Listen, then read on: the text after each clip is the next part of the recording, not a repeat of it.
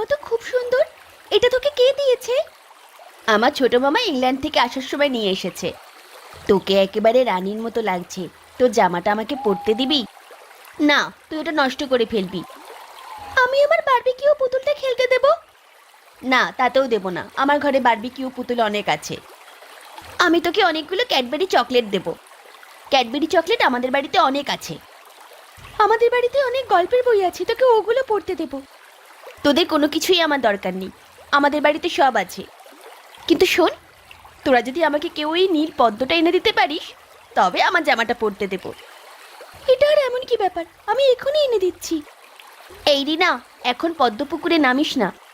তাছাড়া মা বলেছে পদ্মর মাঝে জিন আসে। এই জামা দারাজে অর্ডার করলেই পাবি।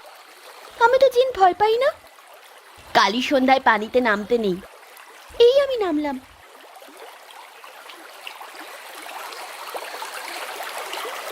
বাহ, নীল পদ্মটা তো চমৎকার।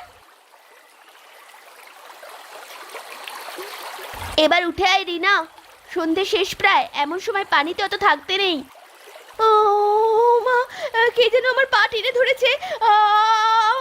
আমাকে আমাকে বাঁচাও, আমাকে বাঁচাও। আমার হাতটা ধর। বাঁচাও, বাঁচাও, কে আমাকে এখন কি হবে? রিনা তো পানির নিচে চলে গেল। কিছুক্ষণ দেখ, তারপর যদি না উঠে আসে তাহলে আমরা চলে যাব। চল আমরা গ্রামবাসীকে খবর দিই, কেউ নামলে হয়তো উঠতে পারবে। আর ভালো মানুষই দেখিয়ে কাজ নেই, সরাসরি বলে দিলেই তো হতো কাউকে পড়তে দিবি না। রিনা তুই ফিরে আয়। থাক, কাউকে ডাকতে হবে না, আমিই নামছি। খবরদার, হয়তো ওখানে জিন আছে। শুনলি না, বললো কে যেন ওর পা ধরে টেনে নিয়ে যাচ্ছে। ও সবকিছু জিনের কারসাজি। আমরা এখানে থাকলে একে একে আমাদের সবাইকে টেনে নিয়ে যাবে। আর গ্রামে কেউ রিনার কথা আমাদের কাছে জানতে চাইলে বলবো আজ রিনা আমাদের সাথে খেলতে আসেনি। তা না হলে আমাদের সবাইকে পুলিশে ধরে নিয়ে যাবে। আমি আর কোনোদিন এসব জামা পরবো না রে। দারাজেই আছে এইসব জামা, খামোখা ও পানিতে নামতে গেল। কাঁদলে সবাই আমাদেরকে সন্দেহ করবে, তখন পুলিশ আমাদের ধরে নিয়ে যাবে। রাত হয়ে এলো, চল যে যার বাড়িতে চলে যাই।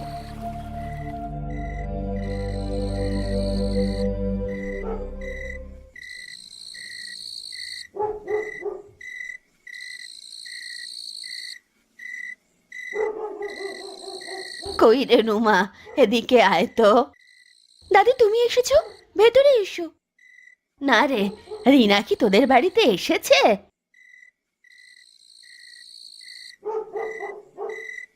না তো দাদি, ও তো আজ আমাদের সাথে খেলতেও আসেনি। যাই এবার ঝুমা সোমার বাড়িতে গিয়ে দেখি। হতচ্ছাড়ির বাবা মা মরেছে, এখন আমাকে জ্বালিয়ে মারছে। আমি বুড়ো মানুষ, আর কি অত হাঁটতে পারে?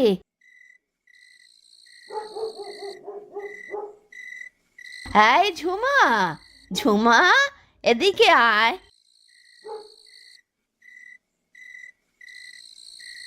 দাদিমা, তুমি কেমন আছো? আমি তো ভালোই আছি। তা হ্যাঁ রে, তুই কি রিনাকে দেখেছিস? না তো দাদি, আজও আমাদের সাথে খেলতে আসেনি। তবে যাই, পোড়ার মুখে কে সুমাদের বাড়িতে আছে কিনা খবর নিয়ে আসি। মা পিঠা বানাচ্ছে, খেয়ে যাও দাদি। না রে ঝুমা, এখন আর পিঠা খেয়ে কাজ নেই। আগে রিনাকে খুঁজে আনি, তারপর। শুনেছি পদ্মপুকুরে খারাপ জিন বাস করে। ওকে কতবার বলেছি ওই পদ্মপুকুরে যাস নে, কিন্তু পোড়ার মুখে কি আর আমার কথা শোনে। আমি আসি রে। হাঁটতে হাঁটতে আমি মনে হয় হুঁশ হারিয়ে ফেলবো। সুমাদের বাড়িটা বেশ দূরে। ও মা গো, মনটা আমার কেমন কুডাক দিচ্ছে।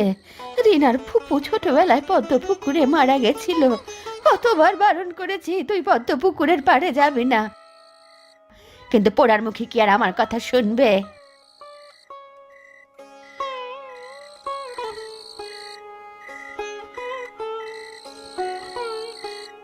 তুমি একা একা কার সাথে কথা বলছো দাদি? কার সাথে কথা আর বলবো, আমি আমার সাথেই কথা বলছি। তা হ্যাঁ রে, তোদের বাড়িতে কি রিনা এসেছে? না তো দাদি, ও তো আজ আমাদের সাথে খেলতেই আসেনি। তাহলে মেয়েটা কই গেল? কই গেল মেয়েটা?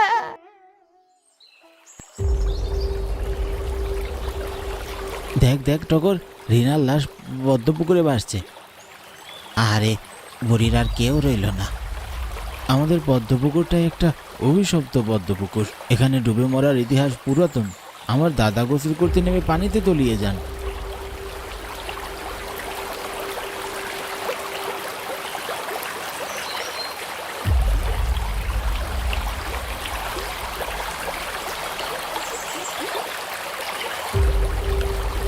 পুকুর দেখ, রিনার দাদি আসছে।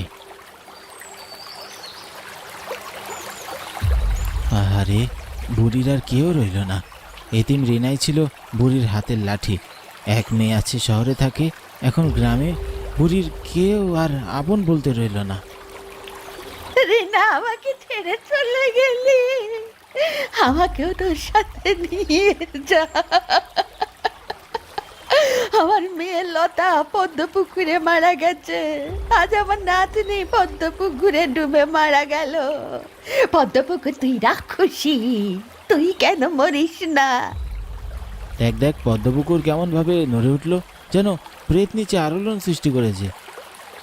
আমার মেয়ে লতা ওই পুকুরে নীলপদ্ম তুলতে গিয়ে মারা যায়, আর কাল হয়তো রিনাও পদ্ম তুলতে গিয়ে মারা গেছে। কেন, এই নীলপদ্মর মাঝে কি আছে যে তুলতে যায় সেই মারা যায়? এখানে জিন আছে, কেউ বলে প্রেত আছে, তারা নীলপদ্মর মাঝে বাস করে। যে আনতে যায় সেই মারা যায়।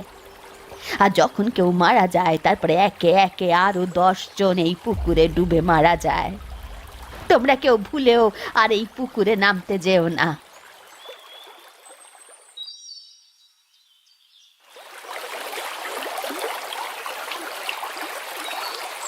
হাই রে, পদ্মপুকুরের পাশ দিয়ে গেলে রিনার মরদেহটা যে ভাসছিল তা চোখে ভেসে ওঠে।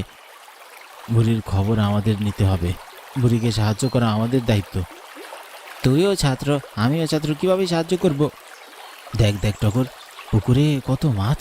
চল এই গামছা দিয়ে মাছ ধরে কিছুটা মাছ আমরা নিই। তোর মাথা খারাপ হয়ে গেছে নাকি? পদ্মপুকুরে কোনো মাছ নেই, এখানে শুধু প্রেতরা পদ্মরূপে আছে। নামিস না। মনে নেই বুড়ি বলেছিল তার মেয়ে লতা মারা যাওয়ার পর আরো 10 জন এই পুকুরে মারা গেছে? কত মাছ, এক একটা শের দিনেকের কম হবে না। কই মাছ? এখানে মাছের কোনো চিহ্নও নেই। তোকে পদ্মপুকুরের প্রেত ডাকছে। দেখ দেখ, পুকুরের পানিতে কেমন আলোড়ন সৃষ্টি হচ্ছে। নামিস না, তোকে এখন প্রেত মায়া জালে জড়িয়ে নিয়েছে। তোকে এখন পদ্মপুকুর খেতে চায়। আমি রানীর মতো অত ছোট না যে পদ্মপুকুরের তলে নিচে তলিয়ে যাব। আমাকে কেন, পদ্মপুকুরের প্রেতের বাপও আমাকে খেতে পারবে না।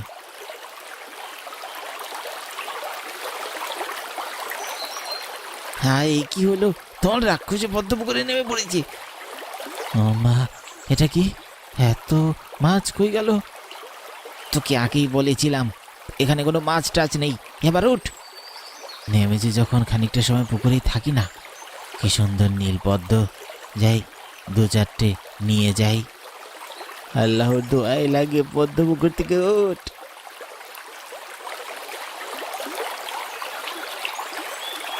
দেখ টগর, আমি 3টি পদ্ম ফুল ছিঁড়েছি। কে যেন আমার পা টেনে ধরেছে। তোর হাতের নীলপদ্ম ফেলে দে। আমাকে বাঁচা, বাঁচা। এই যা, এখন কি করি? যে গ্রামবাসীকে ডেকে নিয়ে আসি।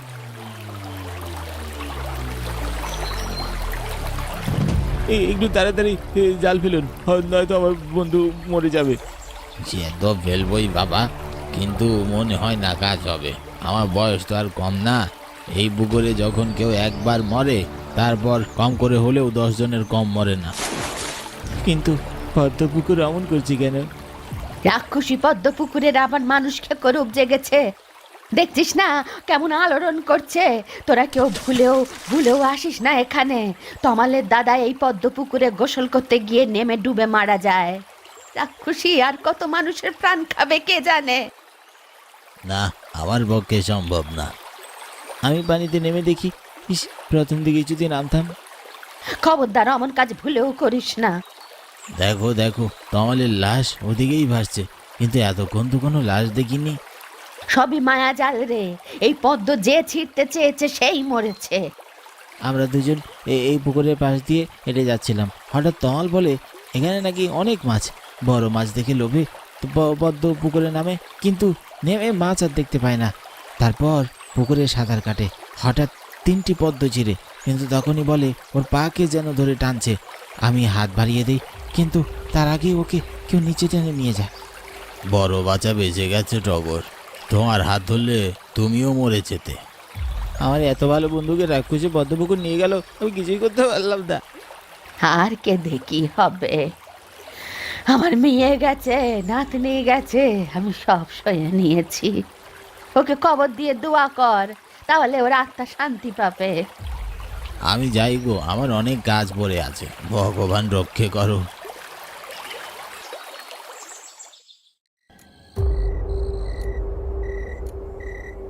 কে ডাকে? দরজার ওপাশে কে ডাকে? এত রাতে কি চাই? এই ঝুমা, তুই না বলেছিলি আমাকে তোর ওই জামাটা পরতে দিবি, নীলপদ্ম তুলে দিলে? আমি তোকে নীলপদ্ম তুলে দিয়েছি, এবার আমাকে জামাটা দে। তুই না সেদিন মারা গেলি। পদ্মপুকুরে যারা নীলপদ্ম তোলে তারা কখনো মরে না রে, তারা চিরজীবী, তাদের কোনো রোগ হয় না, তারা বুড়ো হয় না। দে, এবার আমাকে তোর জামাটা দে। সত্যি বলছিস? একদম সত্যি। আয়, তোকে নীলপদ্ম দেব, দরজা খুলে বেরিয়ে আয়। আসছি।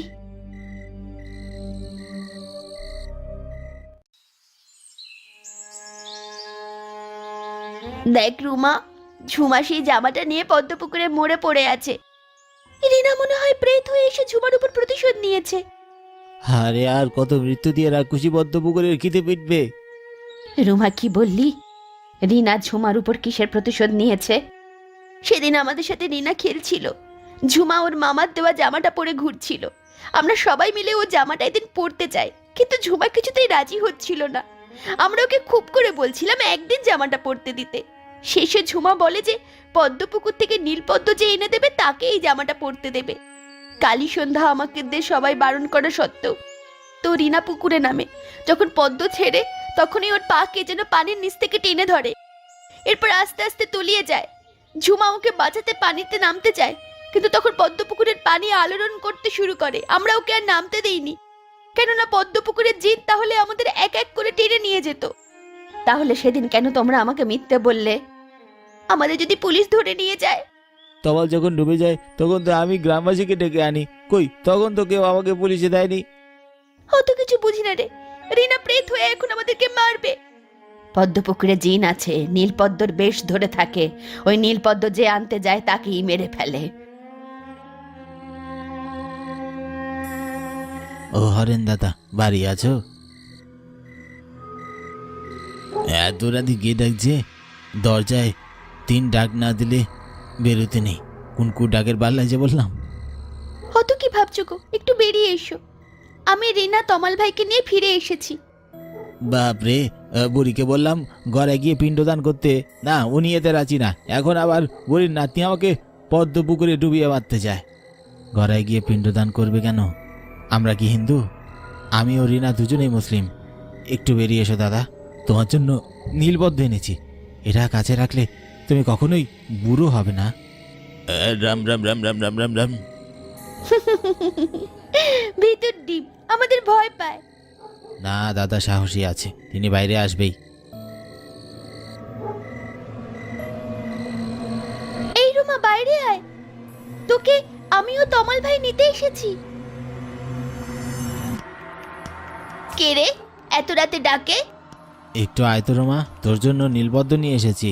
এই পদ্ম যে নেবে সে কখনোই বুড়ো হবে না, সব সময় একই রকম থাকবে। হায় হায় হায়। কি হলো বোকা, আমি তোর বান্ধবী না? তুই আমাকে বিশ্বাস করিস না?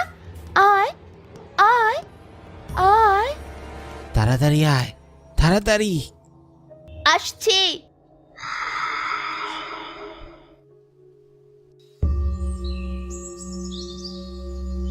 হায় আল্লাহ, আমার কি সর্বনাশ হলো, আমার মেয়েকে রিনার প্রেত খেলো।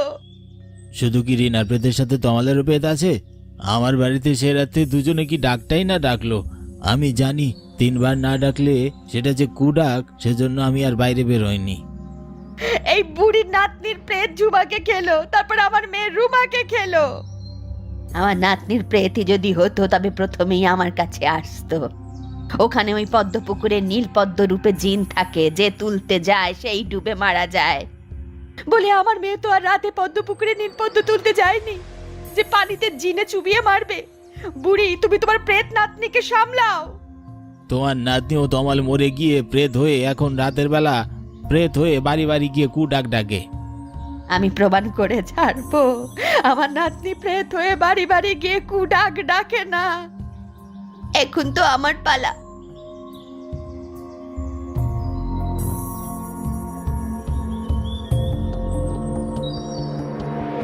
তান্ত্রিক বাবা, এখানে যে প্রেতের বাস তা আমাদের সবার কাছে দেখিয়ে দিন। এই সব নীল পদ্মগুলো জিনেদের সন্তান। আমি মন্ত্র পড়ে জিন হাজির করছি। হিং টিং ছট ছট রিং ঠিং ডুংডাং। পদ্মপুকুরের প্রেত হাজির হলো।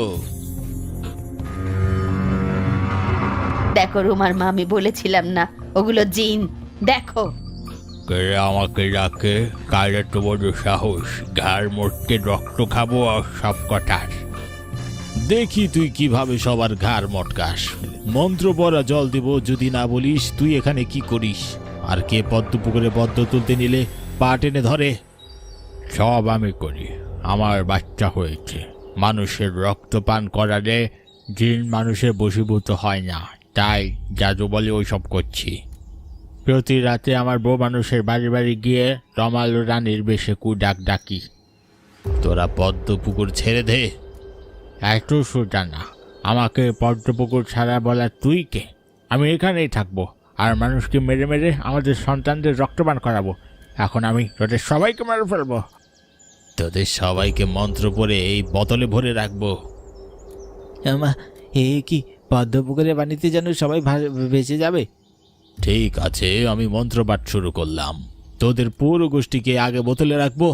আয় আয়। আমি বোতলে ভরিস না, আমরা তোর কি করতে করেছি?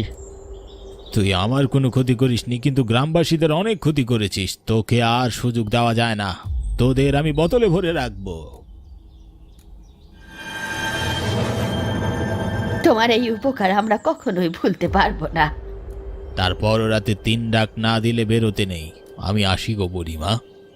হায় আল্লাহ, পদ্মপুকুরে কোনো নীলপদ্ম নেই? ওগুলো নেই কারণ ওগুলো নীলপদ্ম ছিল না, ওগুলো ছিল জিন। জিনটি তার পরিবার নিয়ে এখানে বহু বছর বাস করত। ও চাইতো না এখানে কোনো মানুষ আসুক, তাই ও সব করত। তাহলে মানুষ মারতো কেন? ওর বাচ্চারা মানুষ নিয়ে খেলতো। খুব খারাপ জিন এটা। কইরে রুমার মা, দেখো তুমি সেদিন বললে না আমার নাতনি সব করেছে, এখন কি হলো? হ্যাঁ, আমি তো আগেই বলেছিলাম। ভুল হয়ে গেছে চাচি, মাফ করে দাও। পরে যদি কোনো সমস্যা হয় তখন কি করব? তেমন কোনো সমস্যা হবে না, হলে আমাকে জানিও।